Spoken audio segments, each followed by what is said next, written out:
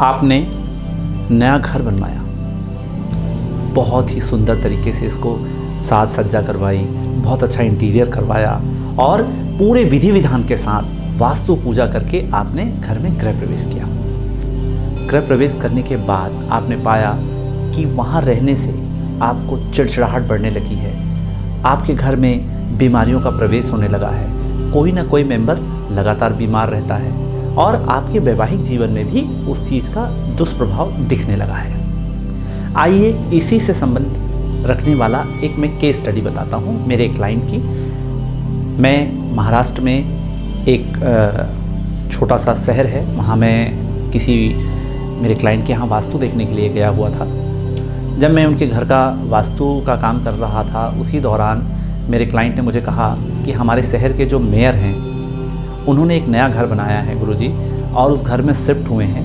वहाँ शिफ्ट होने के बाद से उनके बेटे और बहू का वैवाहिक जीवन पूरी तरह से ख़राब हो गया है, क्योंकि जस्ट उनका विवाह हुआ और वो नया घर बना और उस नए घर में ही बहू को लेकर के प्रवेश किए थे। वो वहाँ पर उन्होंने जब मुझे इस केस के बारे में बताया और उन्होंने कहा कि मेयर साहब बहुत रिक्वेस्ट किए हैं कि एक बार मैं उनके यहाँ आऊँ आपके द्वारा, तो मेरे क्लाइंट के कहने पर मैं मना ना कर सका और उनके यहाँ घर देखने के लिए गया।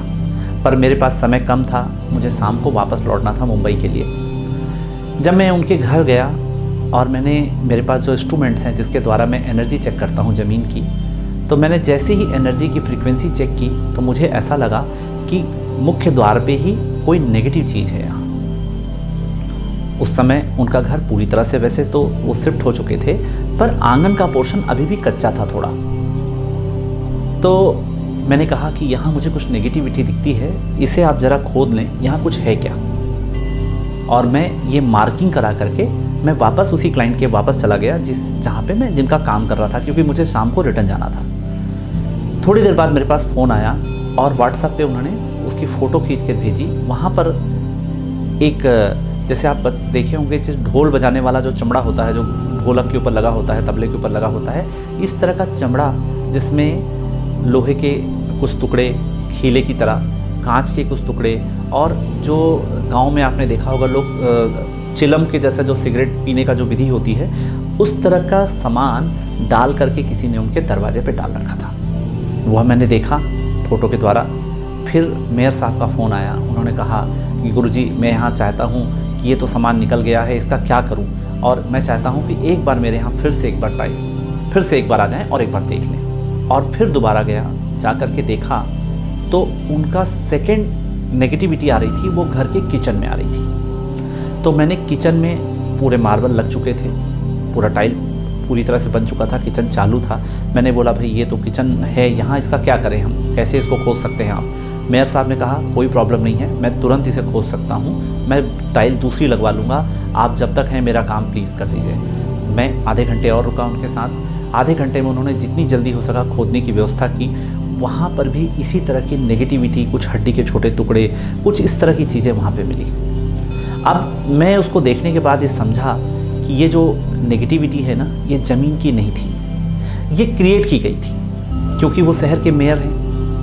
भाई जो शहर का मेयर है वो क्या है, सामाजिक रूप से समृद्ध व्यक्ति है, जिसका नाम है, जिसकी शोहरत है।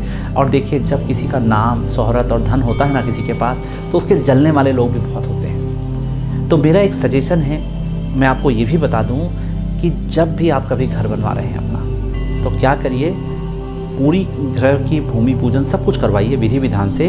पर जब आप ज़मीन का कंस्ट्रक्शन करने लगे ना, तो सबसे पहले बाउंड्री वॉल बनवाइए, उस पर लोहे का गेट या जो भी गेट लगाना है पैक करिए।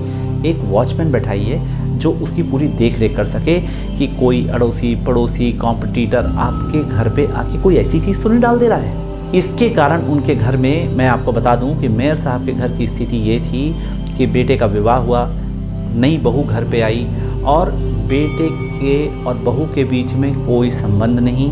बेटा कहता है कि मैंने आप लोगों की मर्ज़ी से सिर्फ शादी की है, मुझे इस लड़की से कोई लेना देना नहीं है, मैं इसके साथ नहीं रह सकता। सोचिए ऐसी जो मानसिक स्थिति बनी उस घर में रहने के कारण, और उन दोनों बच्चों का वैवाहिक जीवन एक साथ ही खराब हो गया, और साथ ही उनकी मानसिक रूप से भी वो डिस्टर्ब हो रहे थे और सामाजिक प्रतिष्ठा भी खोनी पड़ी उनको। तो मेरे कहने का मतलब है कि कुछ भी करें, जब आप वास्तु से संबंधित कोई चीज़ कर रहे हों तो वहाँ की एनर्जी किसी एनर्जी एक्सपर्ट से ज़रूर चेक करें, और एनर्जी एक्सपर्ट से चेक करा कर ही उस घर को बनाएं। और भूमि पूजन के पहले कम से कम एनर्जी चेक कराने के बाद और वास्तु पूजा कराने के पहले भी एक बार पूरे घर की एनर्जी चेक करनी चाहिए। अगर किसी तरह की कोई नेगेटिविटी है तो उसे रिमूव करना चाहिए या उसका ट्रीटमेंट करके ही घर में गृह प्रवेश करिए, तभी वो घर आपको पूरा लाभ दे सकता है। जैसे कि मैंने बताया कि लोग डिस्टर्ब तो हो ही जाते हैं, तो उसे हम चेक करें और चेक करके उसे ठीक करें जिससे उनको पूरा लाभ मिल पाएगा। तो ये मेरी केस स्टडी रही, और मैं आपको इसी के साथ साथ कुछ चीज़ें और 2 टिप्स भी बता देता हूँ कि जिससे आप अपने घरों में, अगर कोई ज़मीन खरीद रहे हैं आप और ज़मीन खरीद करके उसमें घर बनाना चाहते हैं, तो हर जगह तो मैं अवेलेबल नहीं हो सकता कि हर जगह वहाँ जा सकूँ, पर आप मुझे सुन रहे हैं इसलिए मेरा फ़र्ज़ है कि मैं आपको कुछ ऐसी चीज़ें बताऊँ जिससे कि आप उन चीज़ों को प्रयोग करके अपने जीवन को अच्छा कर सकें। तो मैं 2 छोटी छोटी विधि ज़मीन के लिए बताता हूँ आपको। जब कोई ज़मीन खरीदना चाहते हैं, ज़मीन के सेंटर में हो सके पॉसिबल हो, या ज़मीन के सेंटर के आसपास के एरिया में 3 feet by 3 feet by 3 feet deep का एक गड्ढा खोद लीजिए, ऐसा स्क्वायर में, और क्या करिए उसमें पानी भरवा दीजिए।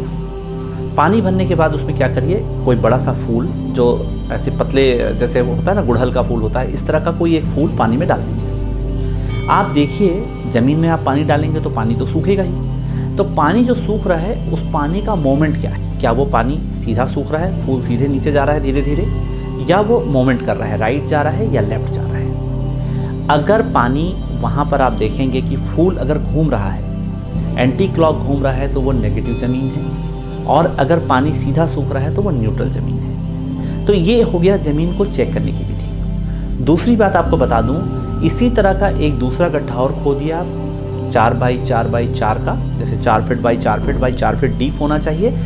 उसमें उसकी पूरी मिट्टी को निकाल लीजिए और दोबारा उस मिट्टी को फिर से उसमें फील करिए। अगर वो मिट्टी भरने के बाद मिट्टी एक्स्ट्रा हो जाए तो वो ज़मीन पॉजिटिव है, अगर मिट्टी लेवल पे है तो न्यूट्रल है, और अगर उसी मिट्टी को वापस भरते हैं और मिट्टी कम पड़ जाती है तो वो ज़मीन नेगेटिव है। अब ये तो हुआ नेगेटिव है, आप जान लें। कई बार क्या होता है, आप ज़मीन खरीद चुके हैं, जब आप खरीदने वाले हैं तब तो ये मेरी विधि करके आप हो सकता है उससे बच सकते हैं, पर अगर आपके पास ऐसी ज़मीन है जिसमें इस तरह की नेगेटिविटी है तो क्या करना होगा, उस घर बनाने के पहले एटलीस्ट आप उसकी पूरी एनर्जी चेक करवाएं और उस एनर्जी को ठीक कराएं, तभी उसमें घर बनाइएगा।